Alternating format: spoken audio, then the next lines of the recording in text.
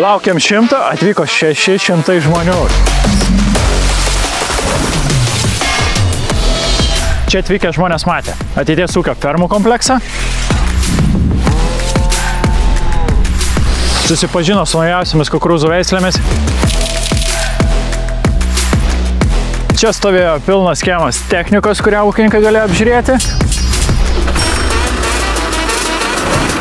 Išgirdo apie mūsų įmonės ilgalaikę strategiją ir siekius, kuriuos esam numatę padaryti gyvulininkystės sektoriuje.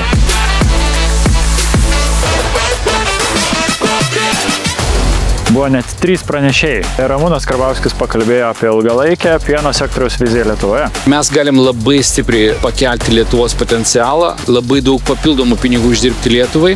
Mes žengėm sekantį žingsnį, transformaciją iš 4200 karvių į 24 000 karvių skaičių. Taigi, tokių kompleksų bus 5. Šitas kompleksas yra ne tik taip didžiausia Europoje ferma, bet iš tikrųjų tampa ir didžiausiu tyrimų centru, tam pasirašyta sutartis su Sveikatos universitetu ir aš manau, kad mes ateityje turėsime ne tik tai daug kokybiško ir gero pieno Lietuvoje, bet turėsime ir geriausią prieauglį Lietuvoje ir gyvensim tas reformas, kad galėtume būti konkurencingi visam pasaulyje. Edgaras Šakys pristatė naujienas, kurias turime su pašarų gamyba ir pašarų gamybos strategija. Sveiko ūkio suformavimui reikalinga gera genetika, reikalingi geri pašarai, geras racionas ir lygiai taip pat galvijam gera aplinka.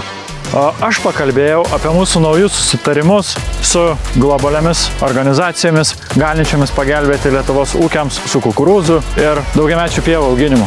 Šiandien turim didelę jums žinią, kad po 2 metų derybų agrokoncernas tampa Cortevas AgriScience partneriu ir būsim pirmoji įmonė Europoje, kam tokia milžiniška korporacija suteikia tokias privilegijas. Visai neužilgo mes būsim lyderiais ir gyvulininkystės srityje ir galėsim ir konsultuoti, ir aprūpinti, ir būti partneriais visiems Lietuvos ūkininkams. Tai, ką mes padarėme ir tai, kas pradės veikti, manau, bus geriausias įtikinimas, kad Lietuvos perspektyvos pieno gamyboje yra labai šviesus. To, ką mes turėsime čia, neturi niekas Europoje.